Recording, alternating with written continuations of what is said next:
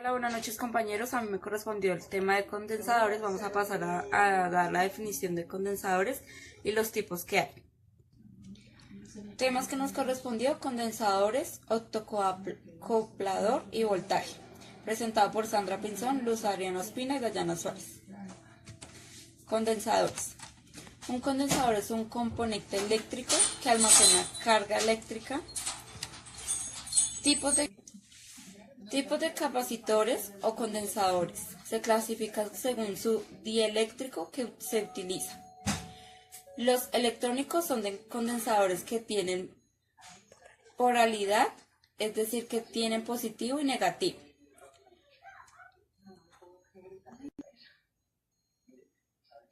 El material más usado para la fabricación de condensadores es el tantalio, por su gran capacidad de almacenamiento y su poder de miniaturizar.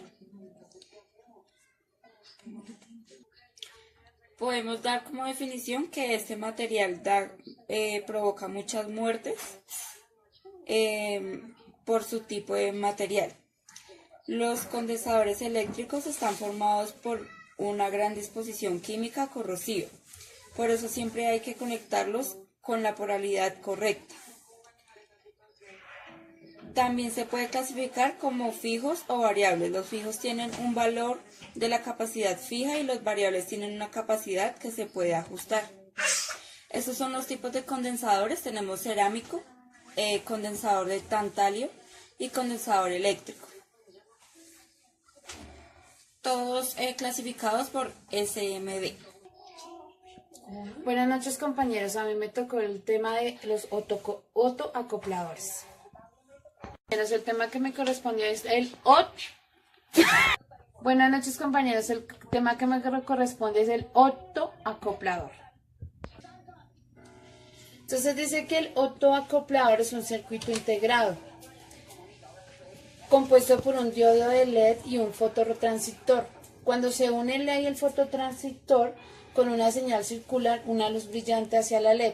La luz que emite es recibida por el fototransistor. Empieza a actuar en modo de saturación y se puede utilizar este dispositivo en modo de interfaz entre dos circuitos. Quedarían unidos ópticamente. La protección del circuito es una resistencia de valor muy alto y esto permite proteger contra los picos de tensión.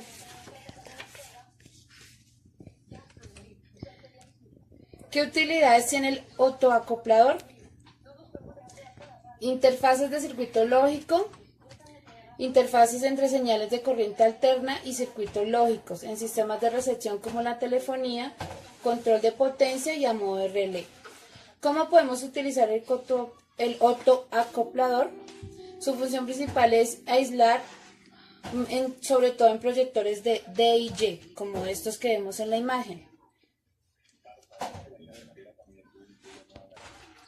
Vamos a ver las características del autoacoplador en un 4N35, en entrada de LED y salida de fototransistor. En la entrada de LED, la caída de voltaje es de 1.5 voltios para una corriente de 10. La corriente máxima que puede soportar el LED sin destruirse es de 60 metros por amperio. La disposición de potencia máxima de este componente es de 12 voltios. La salida del fototransistor. La caída de voltaje de un colector de fototransistor es de 45 voltios por un colector de 1 mA. La caída de voltaje de un emisor es de 7.8 voltios para un emisor de UA. La caída de voltaje a la base de 100 voltios para un colector de 100 unidades. La ganancia de corriente para un colector es de 2 mA y una caída de voltaje del emisor de 5 voltios de 400. Esta es la imagen de un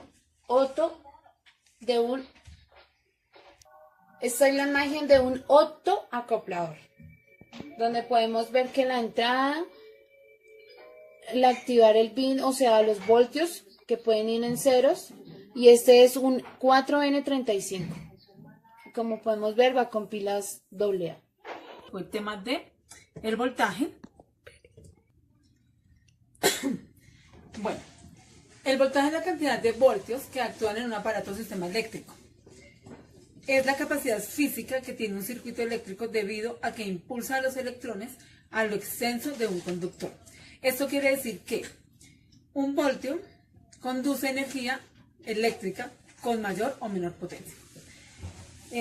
Un ejemplo es, por ejemplo, valga la redundancia, la forma que se tiene para crear electrones es crear una diferencia de potencial eléctrico, es decir, los electrones fluyen entre uno de mayor a menor. Por ejemplo, en una pila vemos que hay un más, que es positivo, y hay un menos, que es negativo. Entonces, entre mayor potencial, más...